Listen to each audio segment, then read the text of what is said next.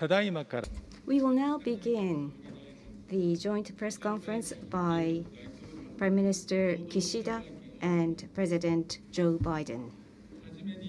At the beginning, Prime Minister Kishida will deliver his remarks. That will be followed by President Biden's remarks. The floor is yours, Prime Minister. Well, thank you. We are immensely pleased with President Biden's first visit to Japan as the President of the United States. United States is Japan's only ally who shares universal values of freedom, democracy, human rights, and rule of law.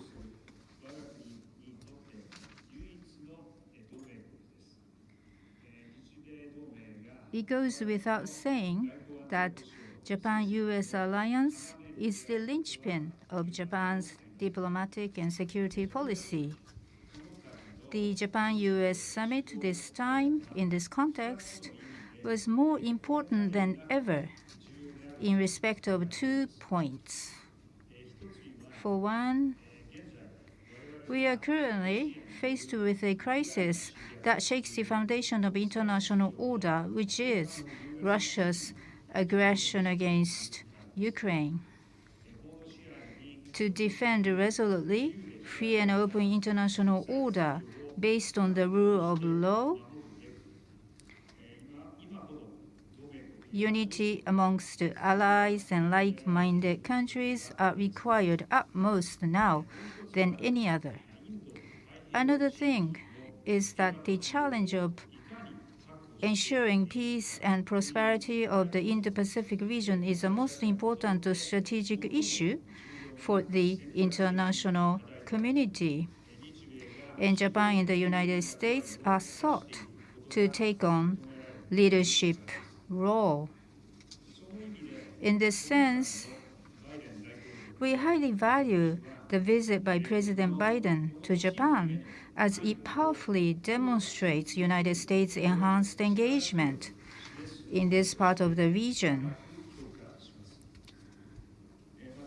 Also, together with President Biden, we would like to make tomorrow's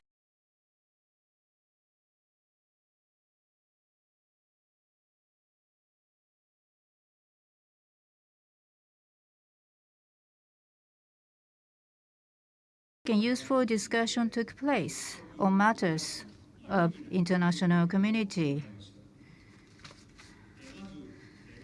First, on Russia's egregious aggression, unilateral attempt to change the status quo by force is totally unacceptable, regardless of location. We reaffirm to respond resolutely together with the international community, including G7. Also, confirmation was made to support fully the government and people of Ukraine. We also discussed the impact the Ukraine situation could give on the Indo-Pacific. For China, we concur to monitor closely recent activities of Chinese Navy and joint military exercise of China and Russia, and strongly oppose the attempt to change status quo by force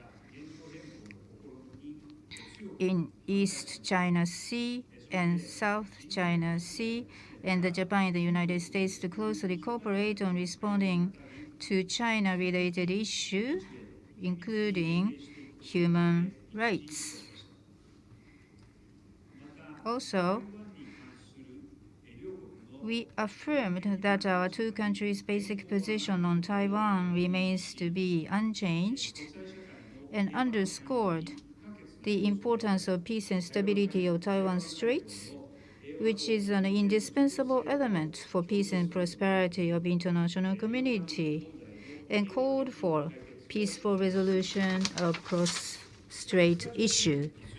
On DPRK, sharing the serious concern over nuclear and missile issues, including the launch of ICBM-class ballistic missiles.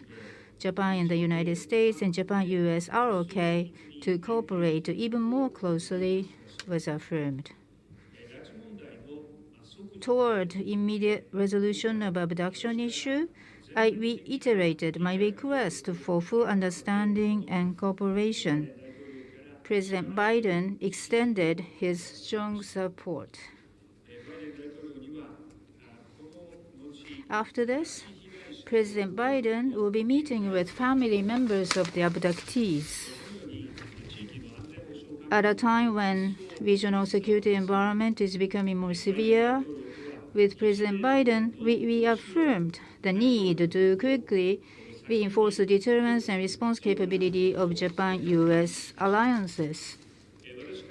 I stated my determination to fundamentally reinforce Japan's defense capabilities and secure a substantial increase of its defense budget needed to effect it. President Biden strongly supported my determination. We also concurred to expand and deepen security and defense cooperation between Japan and the United States. Further, President Biden reiterated his commitment to Japan's defense and to make sure that extended deterrence will remain unwavering. We concurred to keep in close touch, including on the ministerial level, between our two countries. In addition, to alleviate the impact on local communities of Okinawa and others, we also concurred to steadfastly implement U.S. forces in Japan realignment, including construction in Henoko of replacement facilities for Futenma Air Station. And because situation around the nuclear weapons are getting severe, we also concurred to advance realistic and effective efforts on nuclear disarmament and non-proliferation and work toward the world without nuclear weapons.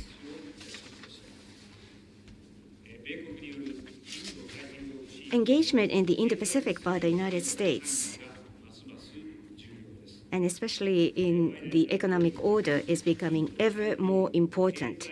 Japan welcomes the launch of the Indo-Pacific Economic Framework, IPEF, by President Biden and will participate and cooperate in this initiative.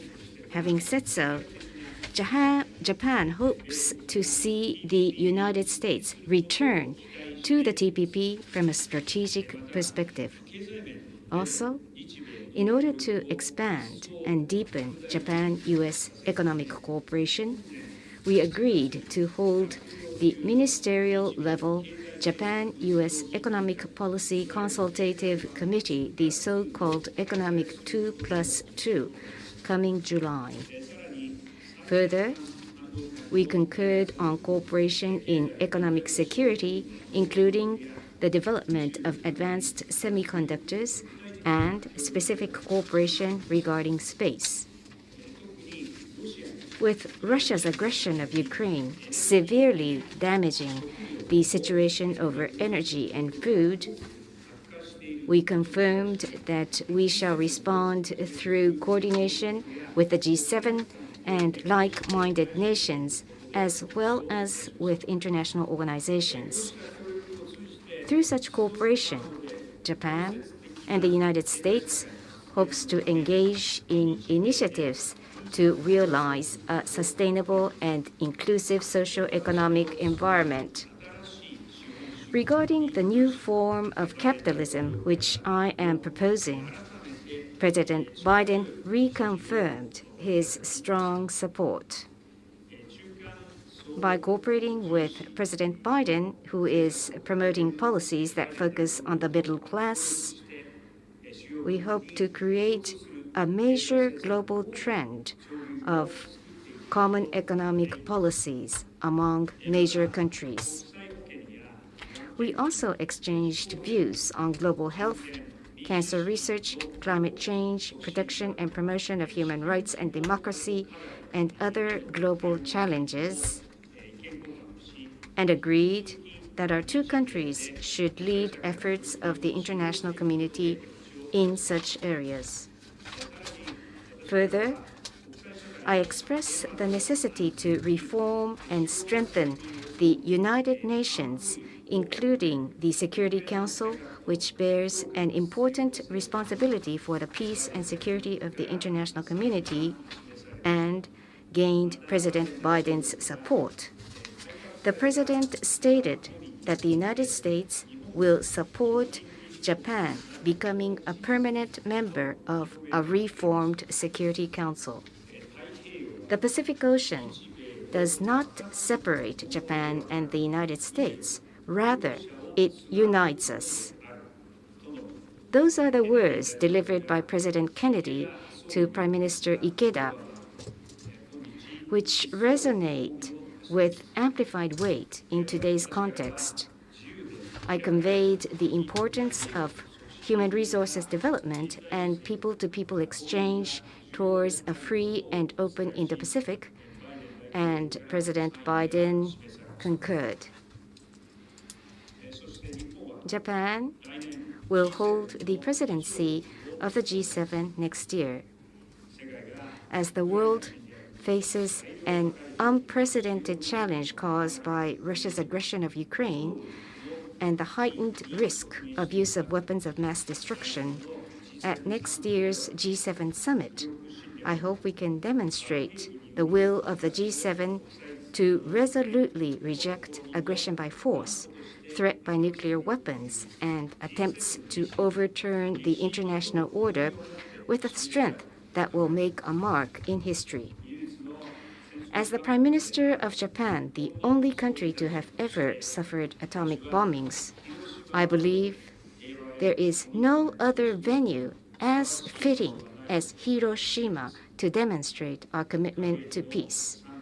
I hope that we can vow to the world that mankind will never cause the catastrophe brought about by nuclear weapons, that President Biden and other leaders of the G7 will together confirm in front of the Peace Memorial our solidarity to defend peace, global order, and values.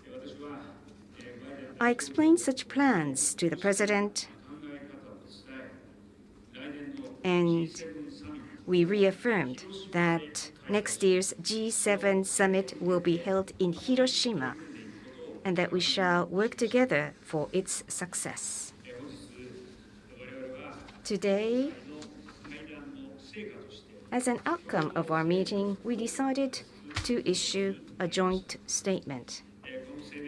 This statement is the joint strategy of Japan and the United States as we keep in mind the current situation in Ukraine and the strategic importance of the Indo-Pacific, and aim to uphold and develop a free and open international order. Under the current situation of international affairs, which may be described as the end of the post-Cold War era, the true value of the Japan-US alliance is being tested more stringently than ever before in order to realize a free and open Indo-Pacific and to establish a free and open rules-based international order.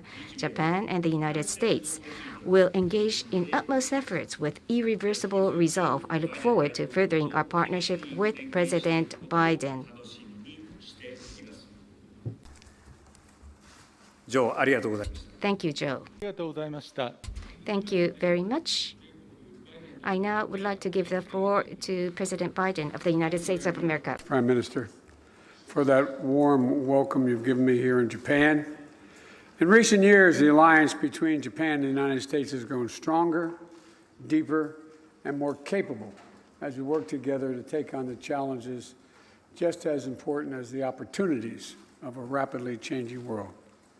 A great example of this, we viewed Japan's lunar rover just coming out here before, after lunch, a symbol of how our space cooperation is taking off, looking toward the moon and to Mars. And I'm excited. I'm excited the work we'll do together on the Gateway Station around the moon, and look forward to the first Japanese astronaut joining us in the mission to the lunar surface under the Artemis program. And tomorrow, we're going to meet with our fellow Quad partners, Australia and India, for our 4th Leaders Summit and our 2nd time meeting together in person. The Quad is showing the world that cooperation among democracies can get big things done, and I'm grateful for your leadership. And thank you for bringing us all together again to keep driving our progress as we advance a positive vision for the future of the Indo-Pacific region. Today, we made several commitments to further increase our bilateral cooperation and to work together to ensure a free and open Indo-Pacific that creates opportunity and prosperity for all the people in the region. Through our comprehensive and resilience partnership, which we announced last year, we're in a situation now that we've invested our cooperation to spur innovation while delivering concrete progress for our people. Promoting a secure 5G network, improving internet connectivity for our partners in the region, improving critical infrastructure, and strengthening supply chain resilience, particularly on semiconductors, batteries, and critical minerals. Responding to COVID-19 and building a greater health security and stronger health system is also part of the future. And helping the world prepare for the next pandemic with our new CDC regional office right here in Japan. Cooperating on clean energy and decarbonization to tackle the climate crisis. And after this, the United States and Japan, together with 11 other nations, will be launching the Indo-Pacific Economic Framework. This framework is a commitment to working with our close friends and partners in the region on challenges that matter most to ensuring economic competitiveness in the 21st century, by improving security and trust in the digital economy, protecting workers, strengthening supply chains, and tackling corruption that robs nations of their ability to serve their citizens. You know, as the two largest democracies, the two largest economies in the democratic world, the United States and Japan are demonstrating the strength of democracies in action. Our cooperation has been particularly vital in organizing the global response to hold Putin accountable for his brutal war in Ukraine and his attack on the norms and principles that are the foundation of our international order. Mr. Prime Minister, you've been outstanding. You've been an outstanding partner throughout this crisis. And our unity in the G7 to impose economic costs on Russia and support the people of Ukraine is sending a strong message about our willingness to defend a rule-based international order. And I'm looking forward to continuing our discussions at the upcoming G7 summit in Germany and returning to Japan next year in 2023 for the G7 summit. And I welcome the Prime Minister's announcement the G7 summit will take place in his hometown of Hiroshima. Today, we also discuss ways to continue to strengthen our security cooperation. The United States remains fully committed to Japan's defense, and we welcome the opportunity to work more closely together in an increasingly challenging security environment. I applaud Prime Minister Kishida's determination to strengthen Japanese defense capabilities as well. A strong Japan and a strong U.S.-Japan alliance is a force for good in the region. I support the peace and stability that's going to continue and we hope to increase across the Taiwan Straits, promote freedom of navigation in the East and South China Seas, and to deter the Democratic People's Republic of Korea. So thank you again for your partnership and your friendship. The alliance between our two countries is stronger than it's ever been, and it's as important as it has ever been. I'm looking forward to exploring even more ways that our relationship will help move us toward a future that benefits all people. So thank you very much, Mr. President, and I really, truly appreciate your hospitality. Thank you very much. We will now accept questions from the press.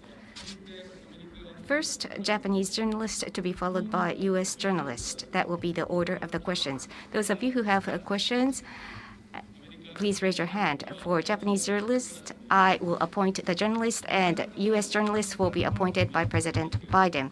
Please come to the closest microphone, identify yourself and your affiliation, and please be brief and clear in your questions. Due to infection prevention, please keep your facial masks when you deliver your question. Now, Japanese journalists, are there any questions? The front row, Yamamoto-san.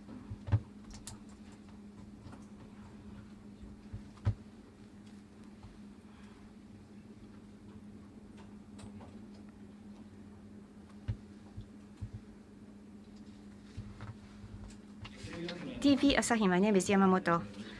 Prime Minister, President Biden, thank you very much. First to Prime Minister, with the Russian aggression of Ukraine, Prime Minister, you've been saying that security of Europe and security of the Indo-Pacific are inseparable. In today's meeting, did you talk about response to China? How did you analyze the current status of the cross-strait relations?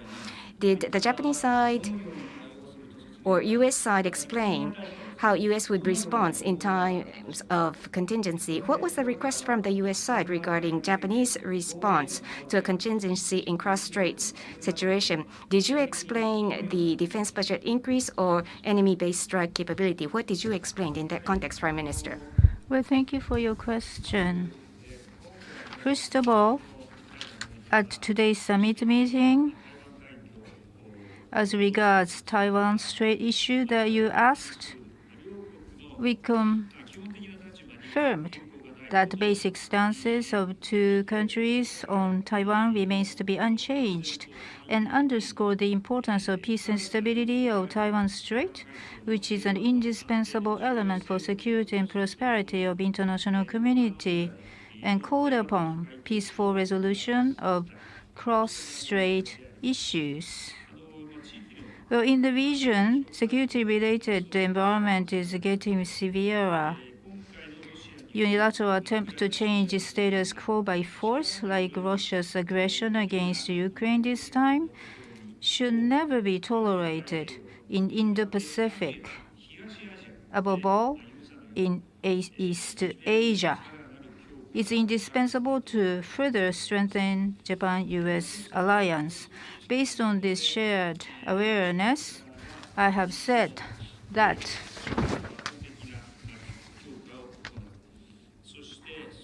fundamentally reinforce Japan's defense capability, and I stated my determination to fundamentally reinforce Japan's defense capabilities and secure substantial increase of its defense budget needed to effect it, and President Biden strongly supported my determination.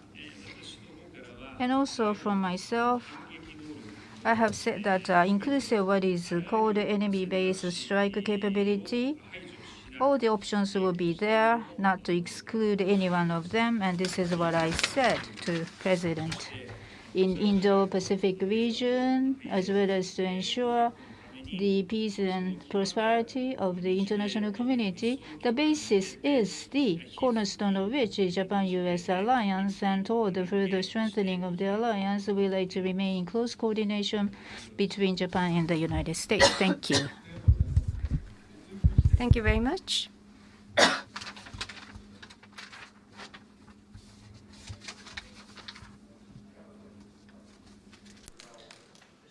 To ask you about the economy. During your trip here to Asia, you've promoted the investments by Samsung and Hyundai, but back home in the United States, Americans are dealing with record high inflation. The Fed has raised interest rates to try to address those issues, and they're also just enormously high gas prices. Given the cross currents of the economy right now, the war in Ukraine, the China lockdowns that we've seen, should Americans be prepared for a recession? In your view, is a recession in the United States inevitable? No. Why not? Look, you're talking about the significant progress we've made in making sure we don't have supply chain backups, about the 8,000 jobs that Hyundai is going to be bringing to Georgia, 3,000 jobs to Texas from Samsung, $17 billion investment, Toyota, 1,700 jobs in North Carolina on battery technology. The situation where we've created over 8 million new jobs, where unemployment's down to 3.6%, and so on and so forth, as if they're a problem. Imagine where we'd be with Putin's tax and the war in Ukraine had we not made that enormous progress.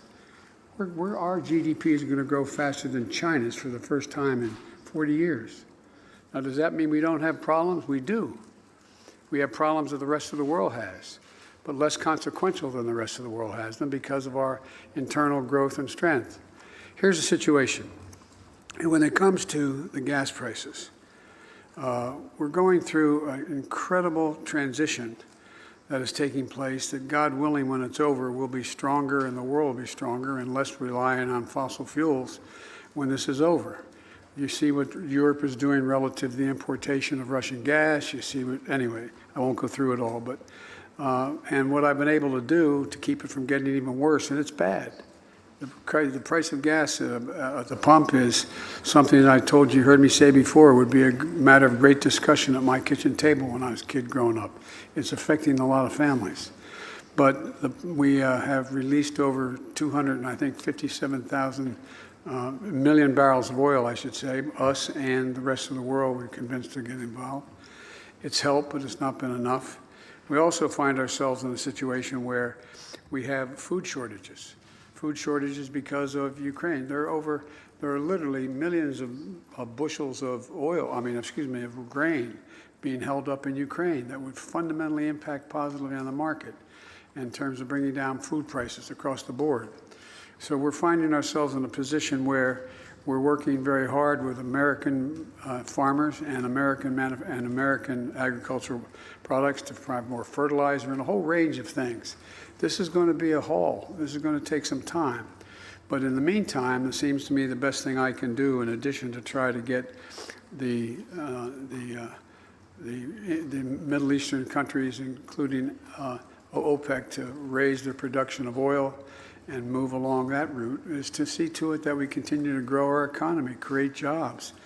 And the other thing is, there's a second way. I know you don't want to talk about, people don't want to talk about it right now, and I won't take up the time, but there's a second way to impact on inflation in terms of people's daily cost. If you're able to have child care at 7% of your income, if you're able to be in a position where we were able to provide for a tax cut for middle-class people and working-class people, et cetera, all those things would be very helpful. But when we have a 50-50 Senate, it means we have 50 presidents. And I'm having a little trouble getting some of these things passed. But we're not going to give up. We're going to keep pushing. Could I just follow you on one point? Secretary Yellen said recently that some of the tariffs on Chinese imports impose more harm on consumers and businesses and aren't very strategic. Do you share that view, and are you considering taking down some of those tariffs? I'm talking with the Secretary when we get home. I am considering it. We did not impose any of those tariffs. They were imposed by the last administration, and they're under consideration. Thank you. Thank you. Prime Minister Kishida, if I may, sir, we're going to be hearing more about this Indo-Pacific Economic Forum today. What message do you hope that it sends to China in the global market? And do you see this as a potential precursor to some type of trade pact, given the political situation in the United States dealing with TPP?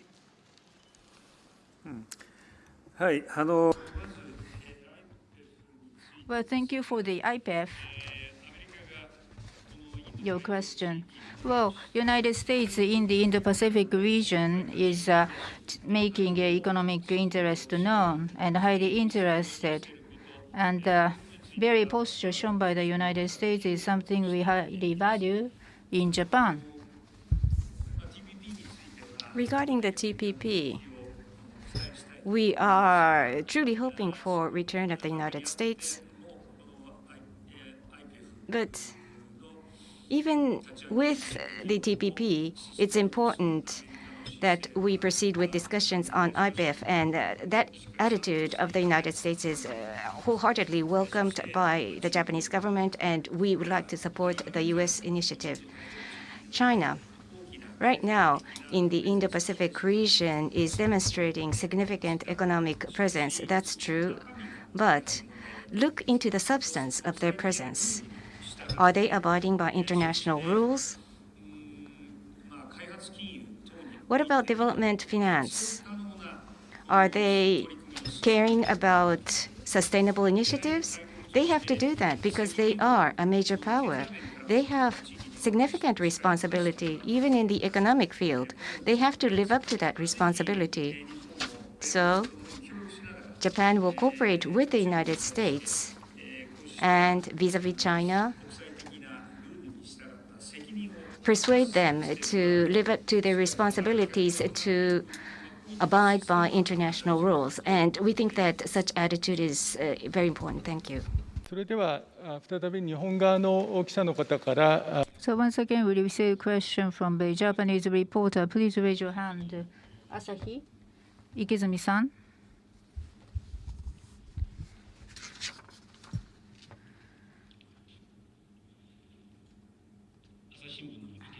Ikejiri from Asahi newspaper. Prime Minister Kishida, President Biden, nice to meet you. I have a question once again about IPEF. It is said that IPEF is different from the framework of TPP, and some ASEAN members are saying that it's less merit there, benefit. Would the IPEF will be effective framework, or in order to ensure the effectiveness for IPEF, what is the role that Japan will be playing, Prime Minister Kishida? And also, there was expectations expressed for United States to come back to TPP. What was the response you received? First of all, on IPEF, under the leadership of President Biden, shortly after this press conference, there will be official launch of IPEF. That's the plan. Such ceremony is slated to take place. I said this before, but this is a demonstration of the positive commitment of the United States to the Indo-Pacific. Japan welcomes such steps, and we are in full support. And I'm going to join President Biden to participate in the inauguration ceremony. And through IPEF, it's important to realize sustainable and inclusive economic growth in the Indo-Pacific. In your question, you asked about the concern of some countries who may think that there is very little merit or advantage to them. But we're going to discuss various matters not only with the United States, but regional partners, including the ASEAN countries, in order to jointly deliver concrete results. So this is a venue to engage in positive discussion for cooperation. And through such initiatives, we want to deliver concrete and specific results, and that will serve as specific and actual advantage or merit for those countries. You asked the question on TPP. From the strategic perspective of U.S. engagement in the international order of the Indo-Pacific, we want United States to be engaged from the economic perspective as well. So our position remains unchanged. We think it's desirable for the United States to return to the TPP. So Japan hopes to see U.S. come back to the TPP, and during the meeting, I directly communicated our hopes as such to the President. I will not make any further detailed comments since it pertains to diplomatic exchanges. Finally, I invite questions from the U.S. press. Ines.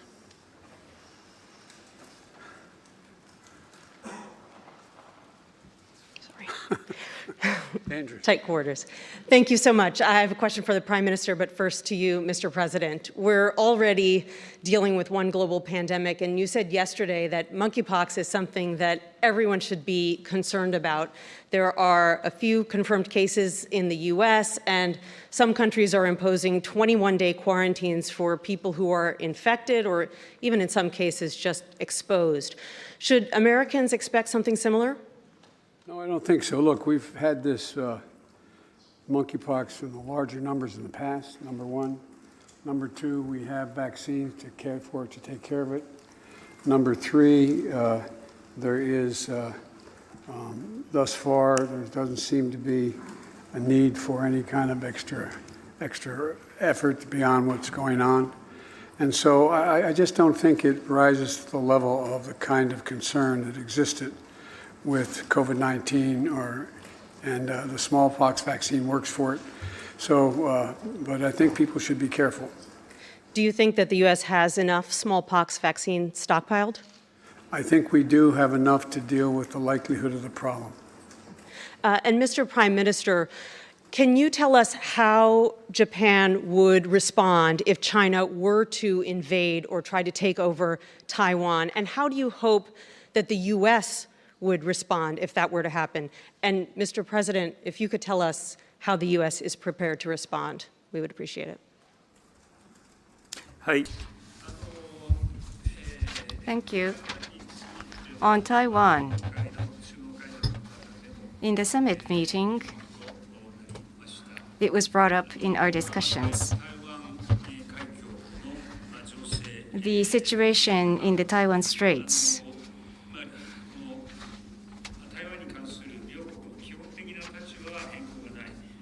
The fundamental position of Japan and the United States was reaffirmed. There is no change. And we asserted the importance of peace and stability of the Taiwan Straits, which is fundamental to international order, and peaceful resolution of the Straits issue should be pursued. We reconfirmed that position.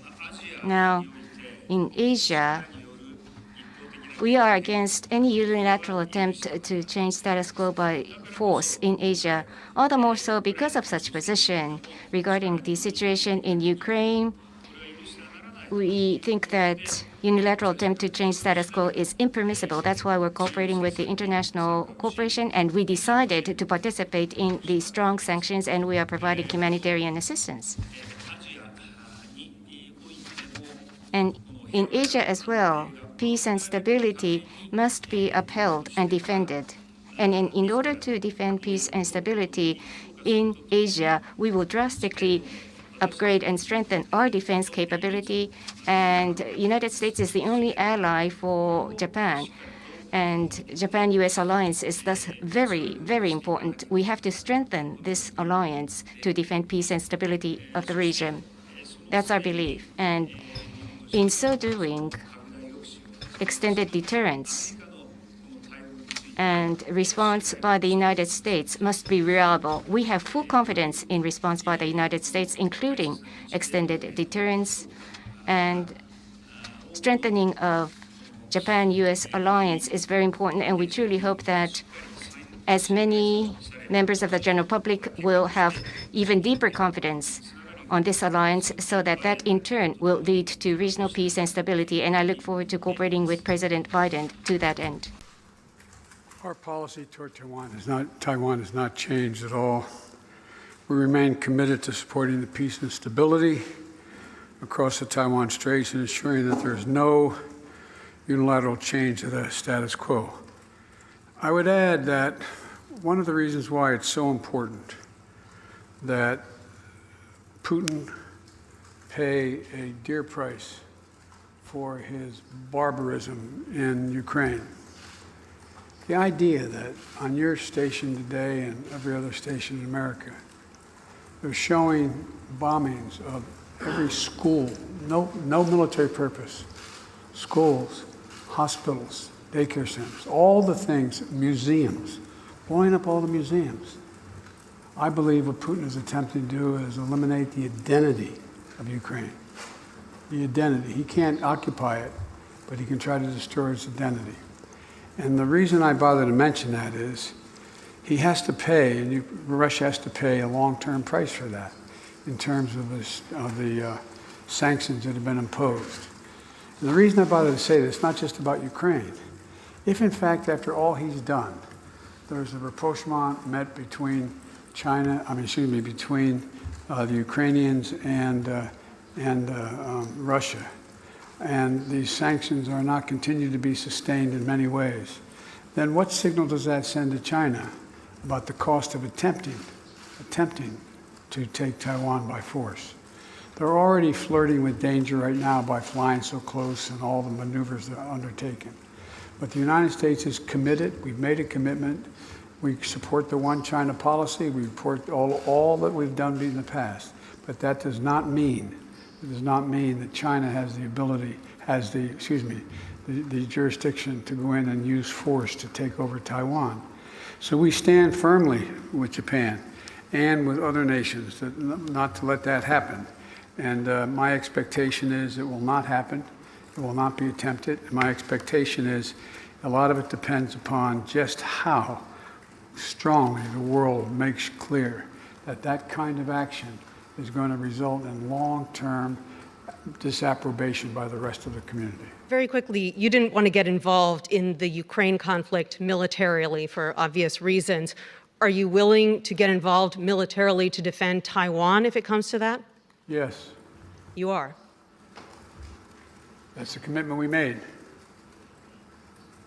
That's the commitment we made. We are not, look, here's the situation. We agree with a one China policy. We've signed on to it, and all the attendant agreements made from there. But the idea that it can be taken by force, just taken by force, is just not appropriate. It will dislocate the entire region and be another action similar to what happened in Ukraine. And so it's a burden that is even stronger. Thank you very much. Appreciate it. Mr. President. ありがとうございます。 Thank you very much. This will be the end of the joint press conference by Prime Minister Kishida and President Biden. Thank you very much for your cooperation.